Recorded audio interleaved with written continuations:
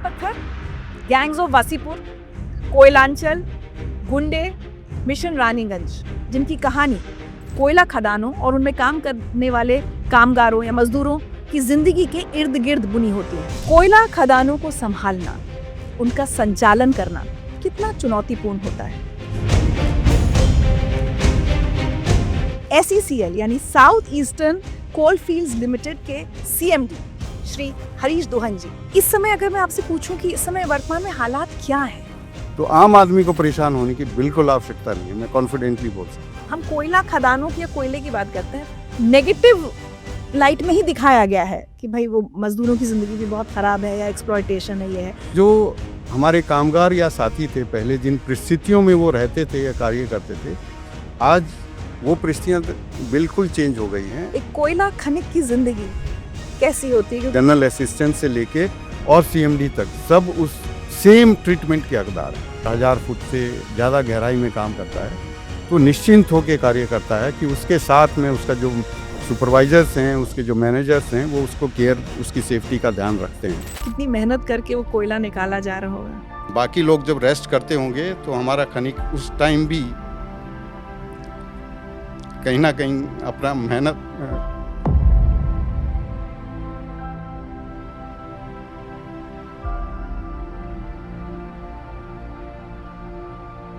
से राष्ट्र को रोशन करना और उसको आगे बढ़ाने का काम करता है। मुझे गर्व है।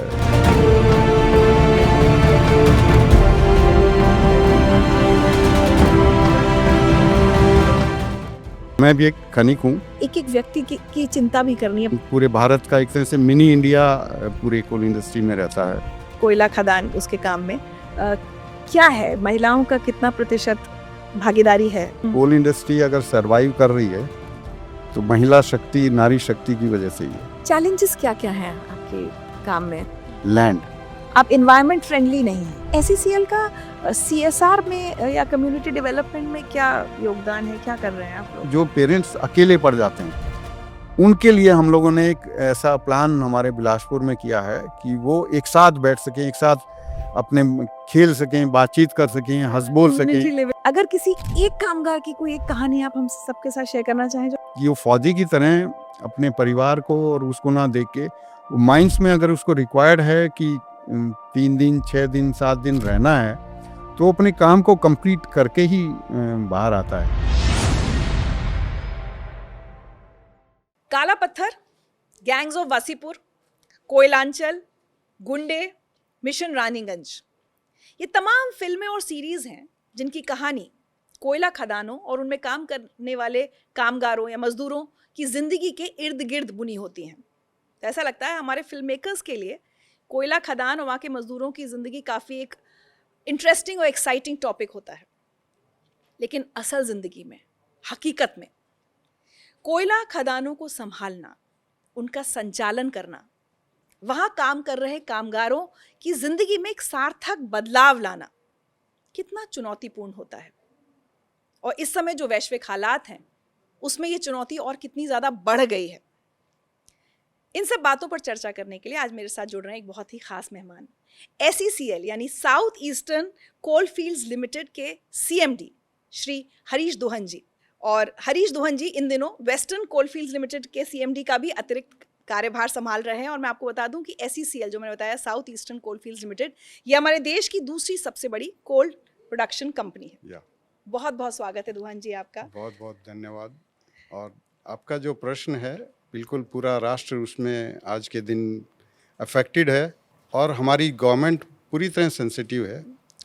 अभी क्लियर डायरेक्शंस हैं कोल कंपनीज़ को कि आप अपना उत्पादन भी बढ़ाएं और जो पॉलिसीज़ हैं उनको भी ईज आउट करें ताकि हमारे राज्य सरकार के द्वारा थ्रू हम कोयला जहाँ भी ज़रूरत है वहाँ पे हम लोग प्रोवाइड कर पाएँ। तो एनर्जी सिक्योरिटी के फील्ड में हम लोगों का ये प्रयास है कि कोई भी ऐसा ऑर्गेनाइजेशन या घर तक पहुँचें तो कहीं भी अगर ज़रूरत है कोयले की तो वो हम कोयला प्रोवाइड कर पाएँ।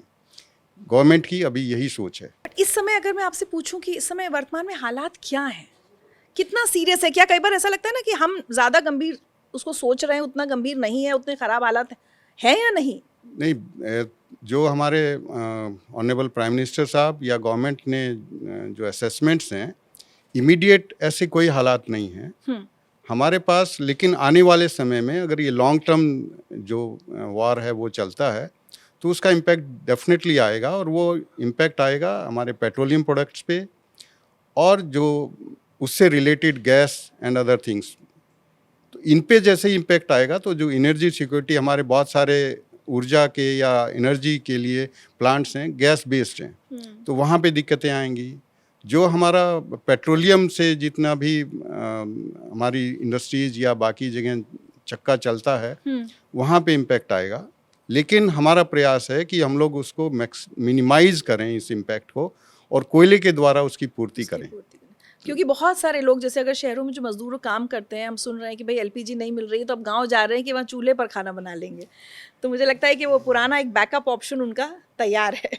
मुझे लगता है ये थोड़ा सा ज़्यादा सेंसिटिव लोग हो रहे हैं, इतनी अभी परिस्थितियाँ वैसी नहीं हैं। अच्छा। गवर्नमेंट ने बहुत सारे स्टेप्स लिए हैं, और आज के दिन एलपीजी की भी कमी नहीं है, और डोमेस्टिक पे तो बिल्कुल ही कमी नहीं है। सिर्फ कमर्शियल पे कुछ कंट्रोल अवश्य सरकार ने किया है, तो आम आदमी को परेशान होने की बिल्कुल आवश्यकता नहीं है, मैं कॉन्फिडेंटली बोल सकता हूँ। क्या बात है। अच्छा हरीश जी, क्या होता है ना, जैसे मैंने कुछ फिल्मों सीरीज के नाम लिए, तो जब हम कोयला खदानों की या कोयले की बात करते हैं तो या तो एक वो बहुत टेक्निकल हो जाता है कि कितना उत्पादन और सब आंकड़ों में चली जाती है बात, जिससे आम आदमी को उतना लेना देना नहीं होता, या फिर जब हम ये क्रिएटिविटी की बात करते हैं तो इसमें हमेशा आप देखेंगे नेगेटिव लाइट में ही दिखाया गया है कि भाई वो मजदूरों की ज़िंदगी भी बहुत ख़राब है, या एक्सप्लॉयटेशन है, ये है। वहाँ क्या काम हो रहा है या क्या मेहनत हो रही है, या उस ज़िंदगी को बदलने की ओवर द ईयर्स कितनी कोशिश हुई, उसकी बात कम होती है। चाहूँगी थोड़ा आप उस पर बात करें। बिल्कुल, बहुत अच्छा प्रश्न है, और मैं भी चाहता था कि हमारे जो भी दर्शक हैं या पूरा राष्ट्र इसको समझे। कोयले का जैसे ही नाम आता है वो हम लोग काला पत्थर और उससे शुरू हो जाते हैं। ये अवश्य थी, वो भी दुनिया थी जब कोयला वैसे ही निकलता था, लेकिन ओवर द टाइम्स जो मैनुअल माइनिंग थी बिल्कुल कंप्लीटली बंद है अभी। अब पूरा या तो सेमी मैकनाइज्ड है या मैकनाइज्ड है। अच्छा। हर क्षेत्र में जो प्रगति हुई है, और जो अंडरग्राउंड में पहले हमारे साथी जाते थे उनके लिए जो सेफ्टी एंड गैजेट्स वो भी पहले उतने विकसित नहीं थे, अवेलेबल नहीं थे। आज के दिन अगर कोई जाता है अंडरग्राउंड तो ही नोज़ कि वहाँ पे क्या परिस्थितियाँ हैं। अगर कोई भी चीज़ें परिवर्तन होती हैं, जियोलॉजिकल चेंजेस अंडरग्राउंड में डेफिनेटली हो सकते हैं, तो वो एप्रीहेंड पहले से हो जाती है। हमारे पास साइंटिफिक टूल्स आज के दिन अवेलेबल हैं। अच्छा। तो आज की माइनिंग एक साइंटिफिक माइनिंग हो गई है, और जो हमारे कामगार या साथी थे पहले, जिन परिस्थितियों में वो रहते थे या कार्य करते थे, आज वो परिस्थितियाँ बिल्कुल चेंज हो गई हैं। हमारे कोल वर्कर्स को बहुत अच्छी सैलरी मिलती है। अच्छा। उनको उनकी सेफ्टी और सिक्योरिटी को कंसर्न करते हुए इंश्योरेंस एंड अदर थिंग्स बहुत ही सफिशिएंट है। साथ में जो घर और परिवार बाकी लोगों के लिए वेलफेयर जो स्कीम्स अभी भारत सरकार की तरफ से और कोयला कंपनियों की तरफ से हैं, उनको फ्री एजुकेशन, मतलब स्कूल्स हैं वहाँ पे, free education in the sense not free totally but subsidised. बहुत अच्छे अच्छे स्कूल्स हैं, डीपीएस, डीएवी, सेंट्रल स्कूल्स, केंद्रीय विद्यालय, सब कुछ अभी कॉलोनीज में अवेलेबल हैं। अच्छा। तो रिमोट एरियाज में रहते हुए भी परिवार, बच्चे पूरी तरह से एजुकेशन के लिए वहाँ पर अपना पार्टिसिपेट करते हैं, और बहुत सारे बच्चे आज के दिन में जो हमारे best of the best institutions हैं उनमें एंट्रेंस एग्ज़ाम के थ्रू क्रॉस भी करते हैं, पास भी करते हैं। साथ में मेडिकल फैसिलिटीज़, पहले जैसे था कि दूरस्थ इलाका है तो कोई एक आध डॉक्टर हुआ तो हुआ, वैसा नहीं। आज हमारे हर एक जोन में बड़े हॉस्पिटल्स भी बनाए हुए हैं, और हर जो माइंस हैं वहाँ पे एक मिनी हॉस्पिटल या डिस्पेंसरी अवश्य है। हमारे जितने भी कर्मी हैं उनको पूरे भारत में सिलेक्टेड मोस्ट ऑफ द जो बेस्ट मेडिकल हॉस्पिटल्स हैं वहाँ पे वो ट्रीटमेंट के हकदार हैं। तो आज के दिन वो पीछे नहीं है। जो कोल कर्मी है पहले जो पीछे माना जाता था, या उसका परिवार, उसको बिल्कुल सोचने की या टेंशन दिमाग में नहीं है कि मेरा क्या होगा, बच्चों का क्या होगा, या मेरे परिवार का क्या होगा, या मुझे कोई इंसिडेंट एक्सीडेंट या ऐसा हुआ तो उसका इलाज कहाँ पे होगा। तो best of the best education and best of the best उसको ट्रीटमेंट अवेलेबल है। इसमें बिल्कुल जो सबसे निचले स्तर का जो मजदूर है उसको भी सारे फायदे मिल रहे हैं। बिल्कुल, ये एक फर्स्ट जो कैटेगरी 1 हमारा है, जनरल असिस्टेंट से लेके और सीएमडी तक, सब उस सेम ट्रीटमेंट के हकदार हैं। तो अगर मैं आपसे पूछूं, एक कोयला खनिक की जिंदगी कैसी होती है? क्योंकि जैसे मैं बार बार वो कह रही हूँ ना कि हम लोग तो सिर्फ एक कंटेंट देखते हैं और उससे अनुमान लगाते हैं, लेकिन असल में क्या है आज के दिन उनकी जिंदगी? बिल्कुल, कोयला बाकी लोगों के लिए जैसे ही कोयले का नाम होता है, काला जो पत्थर है उस टाइप की फीलिंग आती है कि काला होता है, और उसके तहत उसके बिहाइंड आपने जो प्रश्न किया है बहुत अच्छा है कि वो खनिक उसमें कितनी मेहनत करता है। अंडरग्राउंड माइंस की हमारे 2 तरह से कोयला भारत में निकलता है, या तो अंडरग्राउंड माइंस के थ्रू या ओपन कास्ट माइंस के थ्रू। अंडरग्राउंड माइंस में जब वो अंडरग्राउंड जाता है तो वो जो आदमी है उसके दिल में ये रहता है कि मैं जा रहा हूँ तो मैं कहीं ना कहीं जो कोयला उत्पादन या मेहनत मैं कर रहा हूँ उससे हमारा जो बिजली है, हमारी इंडस्ट्रीज़ हैं, हर घर में जो सुविधाएं हैं वो उससे बनने वाली हैं। तो उसी शिद्दत के साथ वो जाता है और नीचे जाके जब 300 मीटर नीचे या उससे ज़्यादा भी गहराई में वो काम करता है, 1000 फुट से ज़्यादा गहराई में काम करता है, तो निश्चिंत होकर कार्य करता है कि उसके साथ में उसका जो सुपरवाइजर्स हैं, उसके जो मैनेजर्स हैं, वो उसको केयर, उसकी सेफ्टी का ध्यान रखते हैं। और ये कमिटमेंट जो है ये हमारे हर वर्कर के साथ होता है। तो वो अपना पसीना बहाता है, मेहनत करता है। मैं तो इसको इस वे में लेता हूँ कि जैसे वो फौजी हमारे पूरी बॉर्डर की हमारी सिक्योरिटी करते हैं, तो एनर्जी सिक्योरिटी हमारा खनिक करता है। 24 घंटे कार्य करता है। बाकी लोग जब रेस्ट करते होंगे तो हमारा खनिक उस टाइम भी कहीं ना कहीं अपना मेहनत से राष्ट्र को रोशन करना और उसको आगे बढ़ाने का काम करता है। वाकई, और हम लोग जब महानगरों में बैठे होते हैं, सब कंफर्ट्स में बैठे होते हैं, हम शायद नहीं समझ पाते कि कितनी मेहनत करके वो कोयला निकाला जा रहा होगा। मुझे गर्व है उस इंडस्ट्री से हैं, या मैं भी एक खनिक हूँ, इस पे मुझे पूर्ण रीति से गर्व है। और जिस मेहनत से हमारे पूरे साथी काम करते हैं वो एग्जाम्पल है एक तरह से। ना सर्दी ना गर्मी, बारिश, हर मौसम में कार्य करते हैं। हमारे जो ओपन कास्ट माइंस हैं उसमें बिल्कुल ओपन में रहते हैं। आप 46-48 डिग्री टेम्परेचर में भी काम करते हैं। My God. बारिश होती है, लोग सोचते हैं कि बारिश है तो घर के अंदर बैठ के पकौड़े चाय पिए, लेकिन हमारे साथी उसमें भी मेहनत करते हैं। और सबका तात्पर्य ये होता है कि राष्ट्र को जो ऊर्जा की आवश्यकता है, जो हमारे कल कारखाने इंडस्ट्री चलती हैं, उनकी पूर्ति हम लोग कर पाएँ। मैं आपको बताना चाहता हूँ कि कोविड के समय में भी सब तरफ बंदी थी, लोग घरों में थे,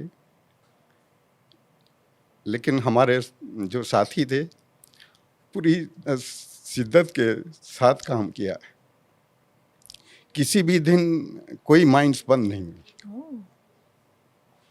अपनी परवाह उन्होंने कम की और पूरे जो राष्ट्र की आवश्यकता थी उसके आधार पे काम किया है। वी आर ऑल प्राउड कि हमारे इतना राष्ट्र की जैसी आवश्यकता है हमारे साथियों ने पूर्ण रीति से उसको पूरा किया है। और मैं सच कहूँ तो हम इतने लोगों के इंटरव्यू करते हैं हरीश जी, लेकिन आपको देख के मुझे महसूस हो रहा है कि आप सिर्फ एक कंपनी के सीएमडी नहीं हैं। आप शायद बिल्कुल हर कहते हैं ना person at the end of the line, उसके लिए महसूस करते हैं, शायद उनके साथ आप इंटरैक्ट भी करते हो। कोई बहुत पर्सनल इंटरैक्शन या कोई एक्सपीरियंस किसी मजदूर कामगार के साथ जो आपको लगता है कि कहीं ना कहीं आपके जहन में बस गया है? ऐसे बहुत सारे एग्जांपल्स हैं। मैं ग्रास रूट से जब से ज्वाइन किया कोल इंडस्ट्री, तब से हमारे इनिशियल पीरियड में तो बिल्कुल उनके साथ ही काम करते थे, क्लोजली एसोसिएट होते थे।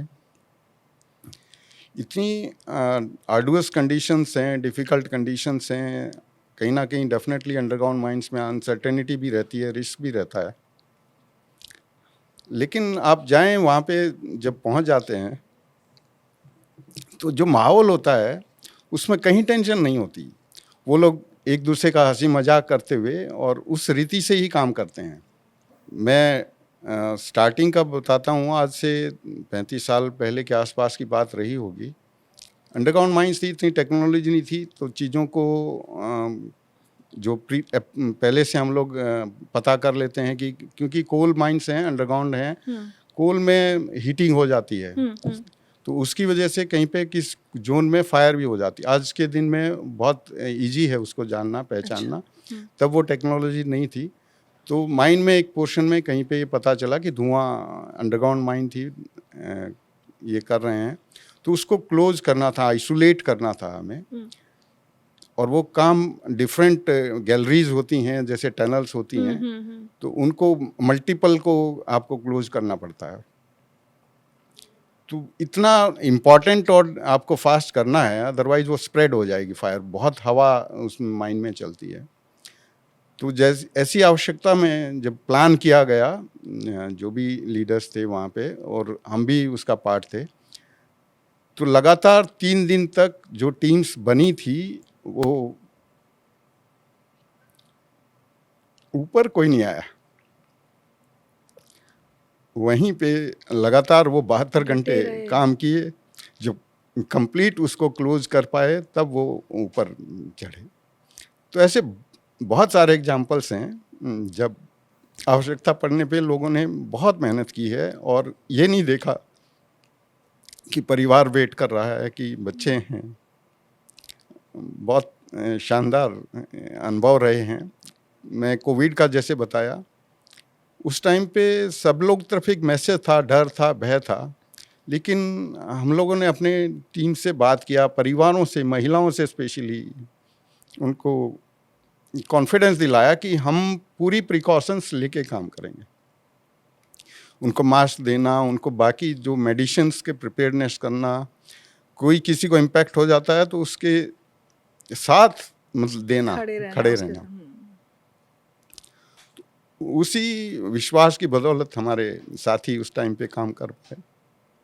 और सिर्फ साथी नहीं, हमने उस पीरियड में हमारे जो आसपास की कम्युनिटीज़ थी, क्योंकि बाकी रोजगार नहीं रहते हैं, जो हमारे काम करते हैं लोग, जो अटैच रहते हैं, जो not directly connected with mining, तो उन लोगों के लिए भी हमारे सब लोगों ने मिल के, इंडस्ट्री एज ए होल तो डेफिनेटली किया ही, उनको खाना पीना देना, उनको दवाइयाँ देना, मास्क देना या बाकी केयर लेना, वो रेगुलर बेसिस पे हुआ, ताकि आसपास के लोग भी जुड़े। और वो भी उसके बाद जैसी आवश्यकता थी, जो कोयले का लक्ष्य था, सब ने मिल के पाया और आसपास के लोगों ने भी इसमें सहयोग पूर्ण रीति से दिया।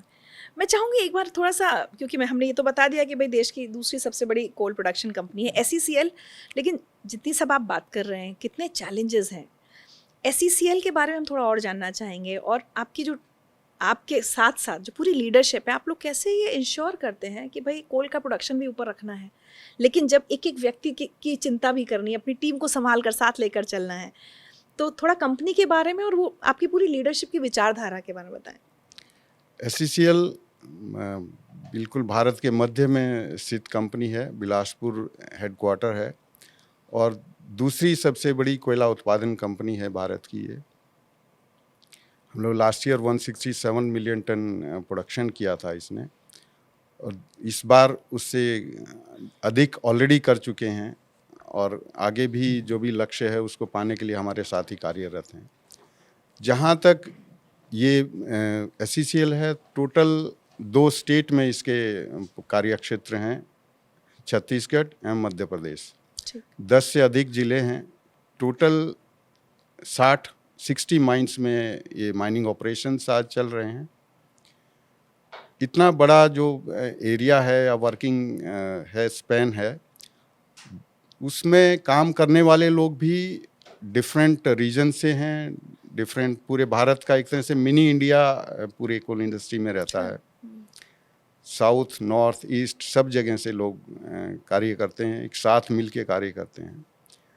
तो जब ये कार्य होता है तो इसका जो टॉप हम लोग प्लान करते हैं, ये क्लैरिटी ऑफ थॉट हमारे टीम्स को रहता है और मैं अपनी कार्य पद्धति बताना चाहता हूँ। हमारे ऑनरेबल मिनिस्टर सर ने भी हमें उसके लिए मोटिवेट किया था कि चिंतन शिविर करें, मंथन करें आप लोग।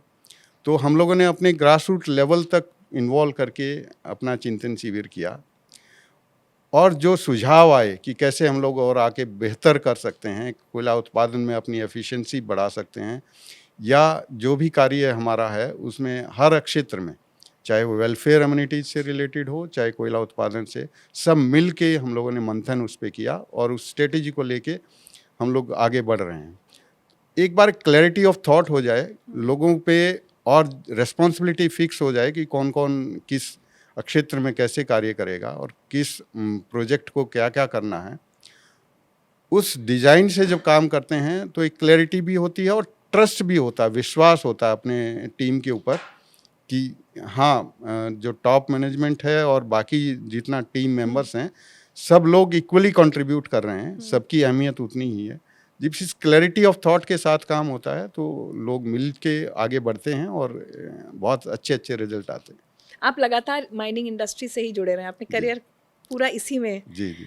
आपके लिए अगर मैं कहूँ कि हर इंडस्ट्री हमें आपको सिखाती है, लाइफ लेसन होता है वो, सिर्फ एकेडमिक या प्रोफेशनल नहीं। आपके लाइफ लेसन्स क्या रहे इतने सालों में? सबसे इम्पॉर्टेंट जो शिक्षा मिलती है कि हम लोग कैसे एक साथ मिलके जो मिरेकल कैसे कर सकते हैं, वो इस इंडस्ट्री से सिखाया कि डिफरेंट बिलीफ वाले लोग, डिफरेंट रीजन से आए हुए लोग जब एक साथ मिलते हैं तो उनके साथ कैसे हम लोग सामंजस्य बिठाएं या कैसे उनको एक टीम का एक इम्पॉर्टेंट मेंबर बना के काम करें। तो वो फीलिंग यहाँ से सीखा है कि एकजुट होके कार्य करना, और उससे जो रिजल्ट आते हैं वो जब लोगों को मिलते हैं तो डेफिनेटली दे आर मोटिवेटेड। तो सबसे इम्पॉर्टेंट पार्ट मुझे तो यही लगी कि हम लोग एकजुट होके एक मत होके और एक क्लैरिटी ऑफ थॉट के साथ जब काम करते हैं, एक दूसरे पर विश्वास करते हैं, तो बहुत अच्छे अच्छे रिजल्ट्स आते हैं। बट आपकी खदान के जो कामगार होते होंगे वो तो ज़्यादातर स्थानीय ही, सब लोकल होते हैं लोग या मजदूर? जो क्योंकि ये भारत सरकार का उपक्रम है और इसमें सभी जगह से लोग आते हैं, लेकिन जो आसपास के लोग हैं जिनकी ज़मीनें जाती हैं उनके लिए एम्प्लॉयमेंट के लिए सेपरेट प्रोविजंस है, तो अभी उनकी संख्या डेफिनेटली ज़्यादा है। ठीक है। एक महिला होने के नाते मुझे हमेशा एक सबसे बड़ी सवाल मेरे मन में रहता है, हम विमेन वर्कफोर्स की बात करें अगर SECL में खास तौर पर, और वैसे भी थोड़ा मुझे आप एक ओवरव्यू दीजिएगा कोयला खदान उसके काम में क्या है, महिलाओं का कितना प्रतिशत भागीदारी है? मैं क्योंकि थोड़ा खतरनाक काम भी है, रिस्क इन्वॉल्व है इसमें। बिल्कुल, आप जो वर्ड बोल रहे हैं इसी के हिसाब से मैं बोलना चाहता हूँ कि कोल इंडस्ट्री अगर सरवाइव कर रही है तो महिला शक्ति, नारी शक्ति की वजह से ही है। क्योंकि पहले जब परिस्थितियाँ, हमारी टेक्नोलॉजी या बाकी चीज़ें उतनी नहीं थी, तब महिलाएं डायरेक्टली इन्वॉल्व नहीं थी प्रोडक्शन में, बट वो पीछे से जो शक्ति देती थी कि जो मेरी पूजा है, मेरी प्रार्थना है, उसमें उसके भरोसे आप जाइए एंड आप सुरक्षित आएंगे कोयला निकाल के। तो नारी शक्ति वहाँ पे भी थी साथ में, लेकिन समय के साथ हम लोगों ने काफ़ी अपने माइंडसेट भी चेंज किया है कि मेल डोमिनेटेड के साथ हमारी फीमेल्स भी इक्वली इम्पॉर्टेंट है कोल इंडस्ट्री के लिए, और स्ट्रक्चरल चेंजेस भी लाए हैं। आज के दिन मैं SECL का या कोल इंडस्ट्री का बता सकता हूँ, हर क्षेत्र में हमारी महिलाओं की भागीदारी है। अच्छा। चाहे वो अंडरग्राउंड में माइनिंग इंजीनियर हैं, अच्छा, चाहे हमारी HR डेफिनेटली हैं, हमारी इन्वायरमेंटल मैनेजमेंट में टीम में महिलाएं हैं, लीड रोल्स में बता रहा हूँ। फाइनेंस में तो पहले भी थी और दे आर स्टिल कंटिन्यूइंग, संख्या ज़रूर बढ़ रही है। हेल्थ सेक्टर में हमारे जो डॉक्टर्स या पैरामेडिकल स्टाफ है डेफिनेटली बहुत महिलाएं हैं। हम लोगों ने SECL में एक इनिशिएटिव लिया 2000 इसी फाइनेंशियल ईयर में ही। एक पहली हमने एक हमारी जो मिनी हॉस्पिटल बोलिए, एक डिस्पेंसरी को फुल्ली विमेन हेडेड बनाया है।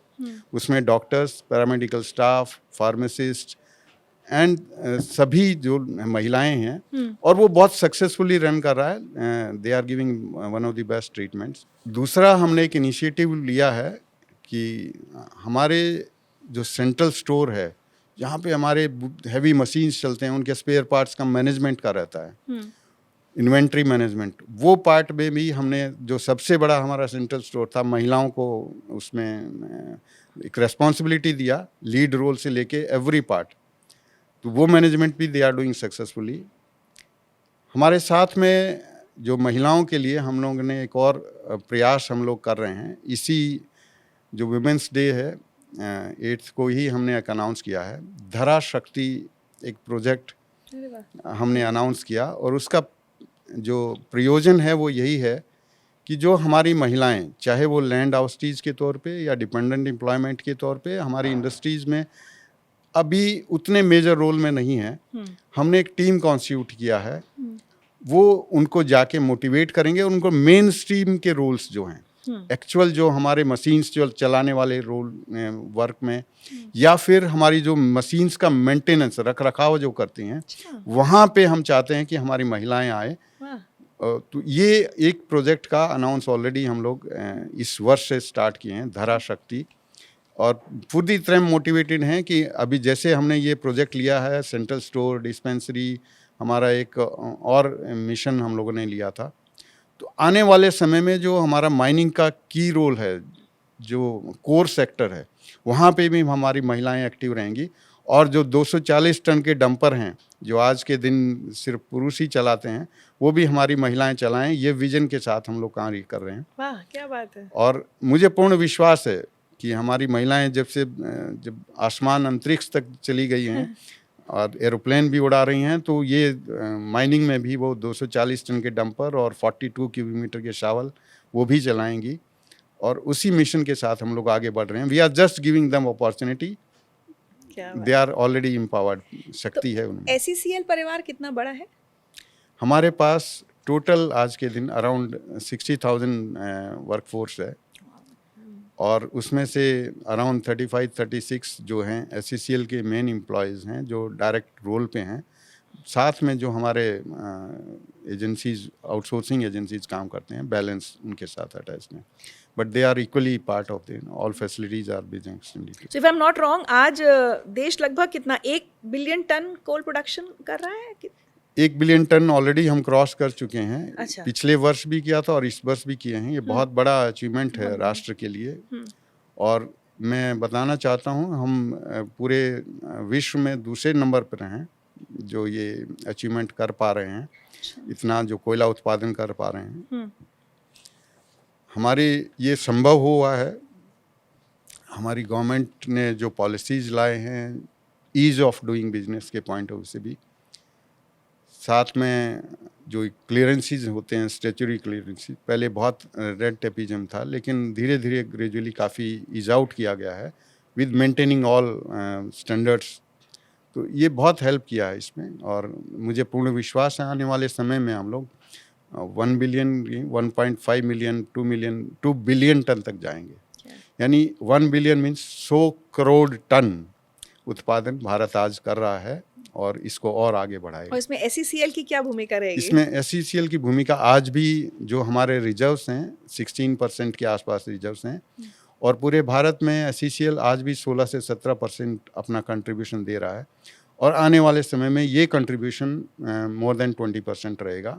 इसी डायरेक्शन में टीम SECL वर्क कर रही है।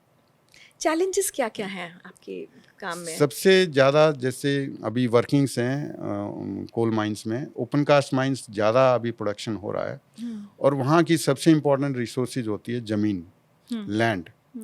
लैंड लेने के लिए हमारे पास कानून तो हैं, कोल बेयरिंग एक्ट के तहत भारत सरकार उस ज़मीन को अधिकृत कर लेती है, लेकिन जो फिजिकल पोजीशन लेना होता है वो सबसे चैलेंजिंग जॉब होता है, क्योंकि वहाँ पे बहुत सारे लोग काम कर रहे होते हैं, गांव होते हैं, खेती हो रही होती है, तो उन लोगों को एक विन विन सिचुएशन क्रिएट करना, उनको खुशी खुशी वो शिफ्ट हों उस जगह से, ये काम जो है ये हमारी माइनिंग इंडस्ट्री करती है, और इसमें राज्य सरकार पूर्ण रीति से सहयोग करती है। जैसे SECL में मैं बताऊं कि हम लोगों ने पिछले वर्ष सिर्फ 29 हेक्टेयर ज़मीन लिया था, और इस वर्ष 300 हेक्टेयर ज़मीन फिजिकल पोजीशन में हम लोग ले चुके हैं, और इसमें बहुत बड़ा सहयोग राज्य सरकार का भी रहा। इसका मतलब है कि उस जगह पे जो हमारे मेगा प्रोजेक्ट्स हैं, एक हेक्टेयर ज़मीन में 1 million ton coal already available है। इतने अच्छे वो रिजर्व्स हैं। लेकिन साथ में हमने गाँव शिफ्ट किए हैं, लेकिन उनको साथ लेके किए हैं, उनके साथ संवाद करके किए हैं। उनकी जो भी नीड्स थी उनके बच्चों के हिसाब से वो इन्वायरमेंट क्रिएट करके किए हैं। स्कूल्स बनाना हुआ, चाहे हेल्थ पॉइंट ऑफ व्यू से भी है, पूरा केयर करते हुए हमने किया है। और इसमें राज्य सरकार साथ मिल के रहती है। अच्छा। तो हर एक को उस माहौल क्रिएट करना, उनसे एक विश्वास अर्जित करना, ये बहुत अहम बात होती है। और यही हमारे साथी, हमारे जो ग्राउंड लेवल पे काम कर रहे हैं, वो उस रीति से काम करते हैं। और तभी खुशी खुशी लोग अपना ज़मीन कोयला उसके लिए निकालने दे के लिए देते दे हैं। रहे हैं। तो आज की तारीख में अगर मैं आपसे पूछूं कि देश का कुल बिजली जो लागत है हमारी, वो कितना कोयले से पूरी होती है? आज के दिन में 70 से 72% जो है बिजली, वो हमारे कोयले से ही आती है। अच्छा। हमारे पास अभी भी non renewable energy, solar energy, ये बढ़ रही है। लेकिन ग्रिड की जो स्टेबिलिटी है या 24 आवर्स जो बिजली की उपलब्धता है, वो कोयले से ही संभव है। हमारे जितने भी अक्षेत्र आज कार्य कर रहे हैं, उनका भारत सरकार का भी यही डायरेक्टिव है कि हम लोग कोयले को, क्योंकि हमारे पास सफिशिएंट रिजर्व्स अवेलेबल हैं कोल के, अच्छा। उसको हम लोग निकालें। और ये सस्ता भी स्रोत है। तो इस आधार पे आने वाले समय में और भी कोयला उत्पादन बढ़ेगा, taking care of the environment, mitigation measures and other things. एक खदान के बारे में ज़रूर मैं आपसे जानना चाहूँगी। हम लोग नाम बहुत सुनते हैं क्योंकि एशिया की सबसे बड़ी खदान है गेवरा खदान, जी जी। और वो आपके पास है। उसकी थोड़ी कहानी बताएं, उसके बारे में बताएं। और ख़ासकर मैं चाहूँगी जो हमारी युवा पीढ़ी है, यंगस्टर्स है, जिनको शायद नहीं पता होगा गेवरा माइंस के बारे में। नहीं, ये हमारे लिए पूरी गर्व की बात है कि घेवरा खदान SCCL के क्षेत्र में है। ये खदान आज के दिन पिछले वर्ष भी 56 मिलियन टन इसने उत्पादन किया है। 56 मिलियन टन? जी, ऑलमोस्ट आधा ही हो गया है। बिल्कुल। सब इसीलिए तो एशिया की सबसे बड़ी माइन। तो इस माइन के जो है वहाँ पे सभी आज के दिन अगर जाएंगे, एक हमारे मन में जो मैं उन्हें बताना चाहता हूँ कि जैसे ही कोयले की बात आती है तो लोग मन में आता है कि मैनुअली काम होता है या छोटी मशीनों से काम होता है। बट घेवरा खदान भारत के लिए भी गर्व की बात है। जो हमारे प्रधानमंत्री जी बोलते हैं थिंक बिग, और उसी लाइन पे ये माइन अपने आप को आगे बढ़ा रही है। यहाँ पर वर्ल्ड की जो लार्जेस्ट ऑफ द इक्विपमेंट्स हैं वो हमारे पास अवेलेबल हैं। 42 क्यूबिक मीटर के मशीन्स हैं जो कोयला निकालते हैं, और साथ में जो जिस डंपर में वो लोड करते हैं वो 240 टन का कैपेसिटी का है। बड़े बड़े डोजर्स हैं जो उसको मूव करते हैं मटेरियल को। एक एक चीज़ वहाँ पे state of the art technology हमारे पास है। जो मॉनिटरिंग मैकेनिज्म है वो फुल्ली तरह से AI बेस्ड है। एक integrated command and control centre बना हुआ है जहाँ पे पूरी चीज़ें आपको दिखाई देती हैं, कहाँ पे क्या कार्य हो रहा है, कैसे हो रहा है। अगर कहीं पे कोई चीज़ें मिस हो रही हैं तो वहीं से हम लोग देख सकते हैं। साथ में फुल्ली जितने भी प्लानिंग से लेकर एग्जीक्यूशन तक सभी क्षेत्रों में डिजिटाइजेशन वहाँ पे किया गया है। तो ये भारत का वही भारत है जो हमारे प्रधानमंत्री जी विकसित भारत जिसकी बात करते हैं, उसी स्टेज पे ये माइन वर्क कर रही है, उसी लार्ज स्केल पे ये काम करती है। 9 किलोमीटर स्ट्राइक लेंथ में हम लोग अपने कार्य कर रहे हैं। इतना बड़ा क्षेत्र है कार्य करने। ऐसी जगह पे कोऑर्डिनेशन काफ़ी चैलेंजिंग होता होगा जब इतने बड़े बड़े मेगा प्रोजेक्ट्स में बहुत सारे लोग, बहुत बड़ी टीम। डेफिनेटली ये जब तक आप एक क्लियर प्लानिंग आपके पास ना हो, जो हर आदमी जो काम करने वाला टीम का मेंबर है उसको पता होना चाहिए।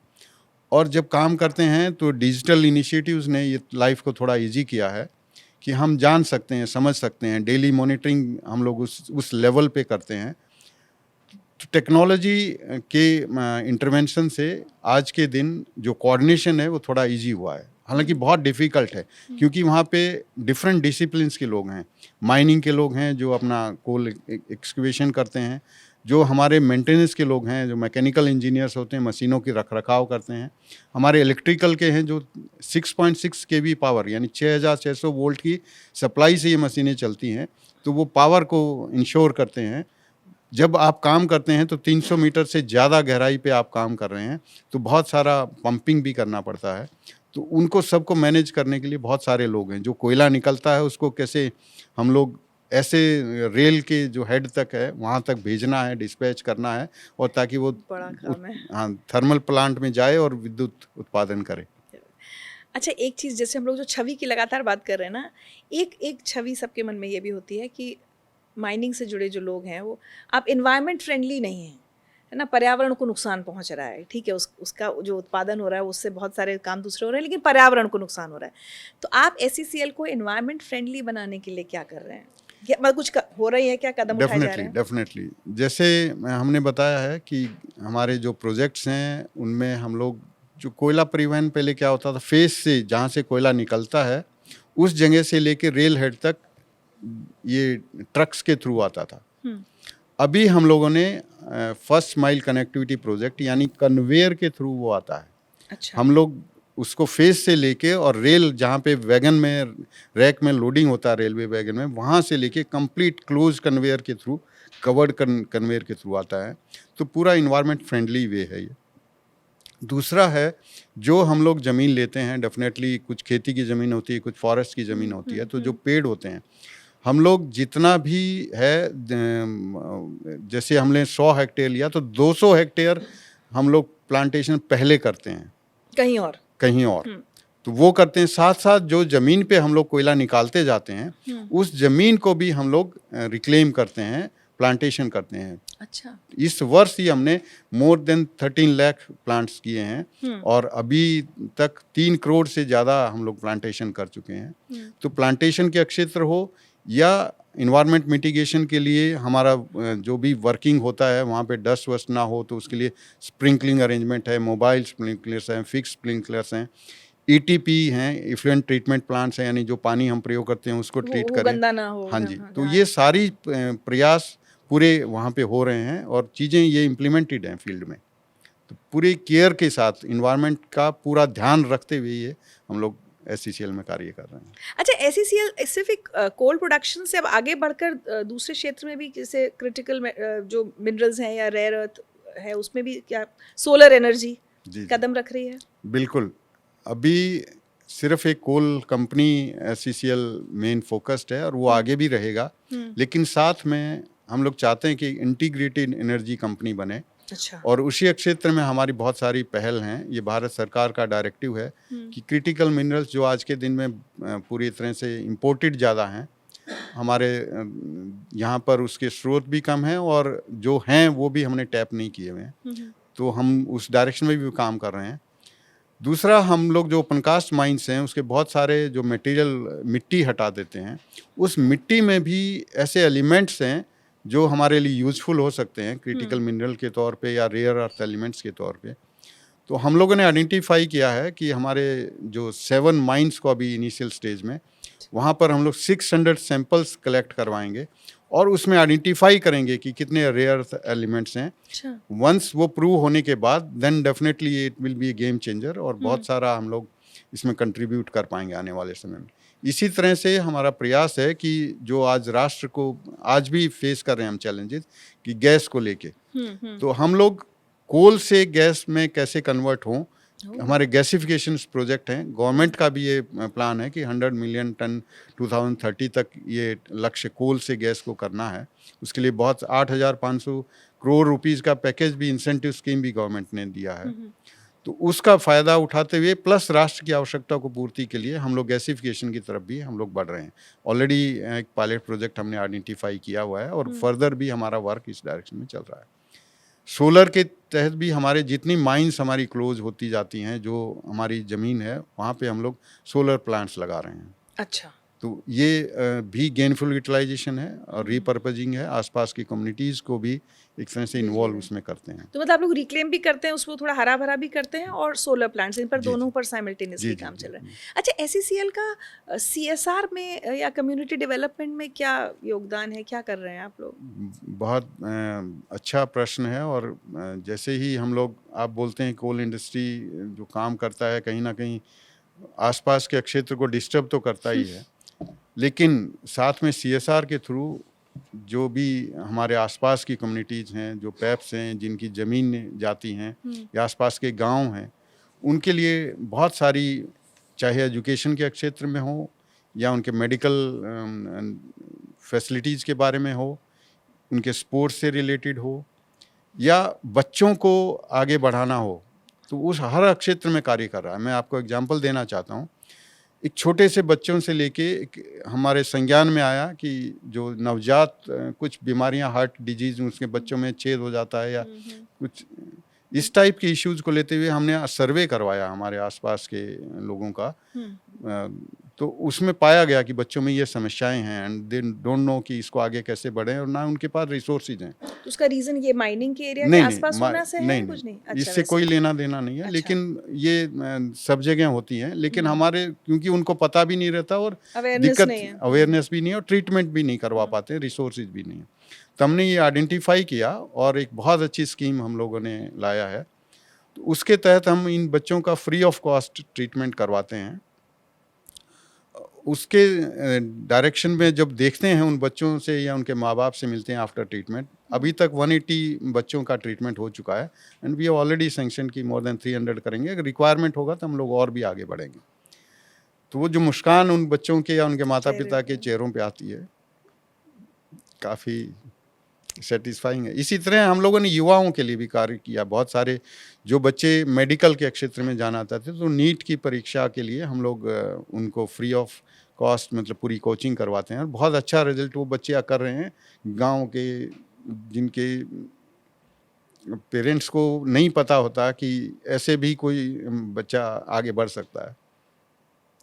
तो काफ़ी अच्छे काम इस डायरेक्शन में कर रहे हैं। हम लोग हमारे जितने गवर्नमेंट मेडिकल हॉस्पिटल्स हैं उनको अपग्रेड करने में भी हम लोग हेल्प कर रहे हैं। हमारे सेंसिटिविटी जैसी रिक्वायरमेंट होती है बच्चों को, चाहे स्पोर्ट्स के क्षेत्र में लाना हो या कैरियर बिल्डिंग हो, महिलाओं को स्किल डेवलपमेंट है, बहुत सारे हमारे इनिशिएटिव्स इस डायरेक्शन में चल रहे हैं कि उनको कैसे हम लोग अपने पैरों पे महिलाएं भी आगे खड़ी हों। साथ में बिलासपुर हमारा हेडक्वार्टर है, तो हम लोगों ने इस वर्ष ही वहाँ पे मोर देन 60 करोड़ की स्कीम्स लाए हैं और वो स्कीम्स बहुत ही सेंसिटिव में ऐसे टॉपिक्स पे हैं जो शहर को कैसे क्लीन रखना है, प्लास्टिक फ्री रखना है, उनकी मेडिकल इंफ्रास्ट्रक्चर को कैसे अपग्रेड करना है। साथ में हमने सैंक्शन किया है कि आज के समय में अगर देखें हम लोग तो बच्चे पूरी फैमिलीज ऐसी हो गई हैं जो या तो पेरेंट्स हैं या एक दो बच्चा है। तो बच्चे जैसे ही बड़े होते हैं वो अपनी जॉब के लिए बाहर चले जाते हैं। तो पहले आश्रम या वृद्धाश्रम होते थे, तो वो उन लोगों के लिए होते थे जिनको बच्चे निकालते थे या और कुछ है। लेकिन आज एक आवश्यकता हो गई है कि जो पेरेंट्स अकेले पड़ जाते हैं उनके लिए हम लोगों ने एक ऐसा प्लान हमारे बिलासपुर में किया है कि वो एक साथ बैठ सकें, एक साथ अपने खेल सकें, बातचीत कर सकें, हंस बोल कम्युनिटी सकें। लिविंग जिसको। हाँ, तो वो पार्ट के लिए एक हम लोगों ने किया है और जो हमारे डेफिनेटली फिजिकली डिसेबल्ड हैं उन लोगों के लिए भी हम लोग पूरा इंफ्रास्ट्रक्चर वहाँ पे क्रिएट करें। आज मुझे एक बहुत अच्छी चीज़ लग रही है, मैं बार बार मतलब ये सोच रही हूँ कि इतने लोगों के हम इंटरव्यू करते हैं लेकिन बहुत कम लोग हम ऐसे मिलते हैं कि लीडरशिप रोल में हैं। कई बार हमें ऐसा लगता है सख्त होते होंगे लीडर्स, लेकिन आपके अंदर एक इतना मैं सेंसिटिव साइड बार बार महसूस कर रही हूँ। जब भी आप अपने टीम के बारे में या कामगारों के बारे में बात कर रहे हैं तो मतलब मुझे पर्सनली ये बात बहुत अच्छी लग रही है। एसईसीएल का आईपीओ प्रपोज्ड है, कहाँ अब आप आगे जर्नी देख रहे हैं कंपनी की? बिल्कुल आईपीओ प्रपोज है, गवर्नमेंट ने निर्णय लिया है और इसका पर्याय यही है जो अभी कुछ देर पहले हम बात कर रहे थे कि ये कोयला कंपनी है, इसको बहुत आगे बढ़ना है और साथ में डाइवर्सिफाई भी करना है। उसके लिए पूरे इनिशिएटिव्स इसके थ्रू हम लोग लेंगे। तो डिफरेंट जेवीज जो जिस फील्ड में एक्सपर्ट्स हैं उनको इन्वॉल्व करेंगे और जो भी कैपिटल रिक्वायर्ड है उसके लिए भी हम लोग कार्य करेंगे। ये डायरेक्शन में SCCL को जो नया दौर आ रहा है, जो वर्ल्ड के साथ मिलके जो रिक्वायरमेंट्स है, सिर्फ कोयला कंपनी नहीं, एक इंटीग्रेटेड एनर्जी कंपनी हम लोग बनाना चाहते हैं और इसी मिशन के तहत ये भी एक स्टेप है लिस्टिंग का। और मुझे पूर्ण रीति से विश्वास है कि इसको बहुत अच्छा रेस्पॉन्स भी मिलेगा। हमारे पास SCCL में आज के दिन जो रिसोर्सेज हैं, कोयले की डिफरेंट ग्रेड्स होती हैं, तो हमारे पास वाइड स्पेक्ट्रम है। G3 ग्रेड से लेकर G15 ग्रेड तक हमारे पास कोयला उपलब्ध है। यानी कंज्यूमर की जो रिक्वायरमेंट है, डिफरेंट लेवल्स के जो कंज्यूमर्स हैं, किसी को हाई ग्रेड कोयला चाहिए, किसी को लोअर ग्रेड चाहिए, उस सब की पूर्ति SCCL कर सकता है। तो उस पॉइंट ऑफ व्यू से भी देखें तो ये उनकी नीड्स को फुलफिल करेगा। और जो फ्यूचर ग्रोथ है, चाहे हमारे integrated coal rail corridor projects आने हैं, गैसिफिकेशन प्रोजेक्ट्स आने हैं, उनको भी ये सप्लीमेंट करेगा। मैं ना अंत में हरीश जी ये चाहूँगी कि जो भी ये पॉडकास्ट देखे, उसके ध्यान में ना, उसके जहन में वो एक कामगार ज़रूर हो, क्योंकि जैसा मैंने कहा कि हम लोग सोचते भी नहीं उनके बारे में। और SCCL सिर्फ एक कोल प्रोडक्शन कंपनी की तरह हम ना देखें, बल्कि देश के जो विकास की एक यात्रा चल रही है उसमें हमें उसकी भूमिका दिखाई दे। अगर किसी एक कामगार की कोई एक कहानी आप हम सबके साथ शेयर करना चाहें जो हमारे साथ रहे और हमें याद दिलाते रहे कि देखिए कोई है जो इतनी मेहनत कर रहा है। हर कर्मी पूरी हम जो टीम का है वो पूरा शिद्दत और मेहनत के साथ कार्य करता है। लेकिन जब भी चैलेंजिंग सिचुएशन आती हैं तो अगर आप इंडिविजुअल में भी बात करें तो वो कमिटमेंट, वो डेडिकेशन उस कोल कर्मी में है कि वो फौजी की तरह अपने परिवार को और उसको ना देख के, वो माइंड्स में अगर उसको रिक्वायर्ड है कि 3 दिन, 6 दिन, 7 दिन रहना है, तो अपने काम को कंप्लीट करके ही बाहर आता है। तो ये कमिटमेंट हमारे साथियों का है। मैं अपने सभी दर्शकों से एक चीज़ जो आपने बोला है, और मैं बिल्कुल प्राउडली गर्व होता है कि मैं भी एक खनिक हूँ, और वो ये है कि जब भी आप देखें खनिक के बारे में, जो कोयले के बारे में विचार हो, तो ये ज़रूर सोचें कि जो ये बिजली मेरे घर में चल रही है, जो मेरा फ्रिज चल रहा है, AC चल रहा है, जो फैसिलिटीज़ मेरे पास हैं, जो इलेक्ट्रिसिटी से रिलेटेड हैं, ये उस खनिक की पसीने की जो मेहनत है, वो मेहनत जो अपना पसीना बहाता है, ये उसकी मेहनत की बदौलत ये फैसिलिटीज़ हमारे पास हैं। जो हमारा देश आगे बढ़ रहा है उसमें कहीं ना कहीं 70 से 72% कंट्रीब्यूशन कोयले का है, जो एनर्जी मिल रही है। तो हर चीज़ आज के दिन इलेक्ट्रिसिटी से ही जनरेटेड है, और कोयला उद्योग का या खनिक का उतना ही उसमें बहुत योगदान है। Thank you. डेफिनेटली आपने जो ये एक अपॉर्चुनिटी दी है कि हम अपने खनिक की बात आप पूरे देश के अपने दर्शकों के सामने रख पाएँ। बहुत बहुत धन्यवाद। बहुत बहुत शुक्रिया हरीश दुहान जी, आप हमसे बात करने के लिए, जुड़ने के लिए, और वाकई एक बहुत इमोशनल साइड से हमारा परिचय कराने के लिए। Thank you.